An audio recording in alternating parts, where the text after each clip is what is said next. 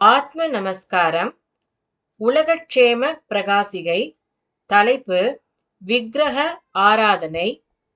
துணை தலைப்பு அநாஹதம்.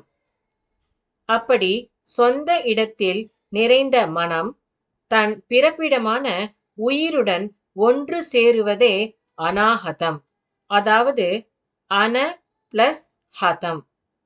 அன is equal to Agni, ஹதம் is equal to நாசம், அதாவது அழிவு.